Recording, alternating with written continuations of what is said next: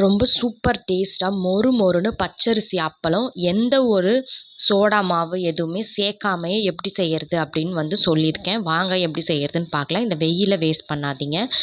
இப்போ ஒரு மிக்ஸி ஜாரில் ஓவர் நைட் ஊற வச்ச 1½ ஆழாக்கு பச்சரிசியை சேர்த்து நல்லா வந்து ஃபைனாக அரைச்சி எடுத்துக்குங்க. இப்போ 3 போல் பச்சை மிளகாய், 1/4 டீஸ்பூன் சீரகம், 1/2 டீஸ்பூன் உப்பு சேர்த்து தண்ணி சேர்த்து நல்லா அரைச்சி எடுத்துக்குங்க. இப்போ நம்ம அரைச்ச பச்சரிசி, அந்த பச்சை மிளகாய், சீரகம், உப்பு சேர்த்து அரைச்சது அதை எல்லாத்தையும் சேர்த்து நல்லா இந்த மாதிரி கலந்து விட்டுக்குங்க. ஆப்ப மாவு அளவுக்கு இந்த மாவு அளவு இருக்கணும். நல்லா ஒரு அகலமான பாத்திரத்தில் இந்த இட்லி துணின்வாங்க, காட்டன் துணி, அதை நல்லா இப்படி டைட்டாக கட்டி எடுத்துக்கோங்க. அந்த பாத்திரத்துக்குள்ளே தண்ணி ஒரு அரை அளவுக்கு சேர்த்துட்டு, இப்போ நம்ம ஆப்ப மாவு அளவுக்கு ரெடி பண்ணி வச்சுருக்கோம் இல்லையா, அதை இந்த மாதிரி ஊற்றிக்குங்க. ஒரு 2 நிமிஷம் இந்த மாதிரி ஒரு மூடி போட்டு மூடி எடுத்திங்கன்னா நல்லா சூப்பராக வெந்துடும். பாருங்கள் எவ்வளோ அழகாக அதுவே அப்படியே வருதுன்னு. நீங்கள் வேணும்னா இதை வந்து இந்த மாதிரி அப்படியே கையிலே கூட எடுத்துடலாம். வெந்துருச்சுன்னா இந்த மாதிரி வந்து நல்லா அப்படியே வந்து வந்துடும். இப்போ ஒரு எண்ணெய் தடவின பிளேட்டில் இந்த மாதிரி தனித்தனியாக ஒட்டாமல் வரதுக்கு இப்படி வந்து எடுத்து வச்சுக்கோங்க.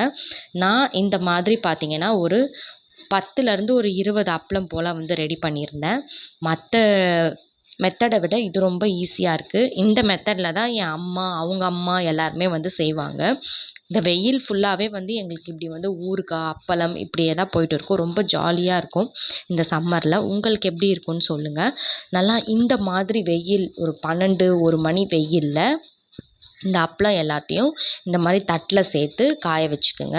ஒரு 3 நாள் இது இப்படியே காயட்டும். 3 நாளுக்கு அப்புறம் பாருங்கள் எவ்வளோ சூப்பராக ரெடி ஆகிருக்குன்னு. எந்த ஒரு சோடா மாவு எதுவுமே நான் இதில் சேர்க்கல. ஆனால் இது எவ்வளோ சூப்பராக பொரிஞ்சு வரும்னு பாருங்கள். இப்போ எண்ணெய் நல்லா சூடாக இருக்குது. இப்போ பாருங்கள் அப்பளம் எவ்வளோ சூப்பராக பொரிஞ்சு வருதுன்னு. காரக்குழம்பு, கீரை சாதம், சாம்பார் சாதத்துக்கெலாம் இது வச்சு சாப்பிட்டா அவ்வளோ டேஸ்ட்டாக இருக்கும். நீங்கள் சும்மா கூட சாப்பிட்லாம், அவ்வளோ நல்லாயிருக்கும். ஸோ மறக்காமல் ட்ரை பண்ணிவிட்டு எப்படி இருக்குது சொல்லுங்கள். தேங்க்யூ.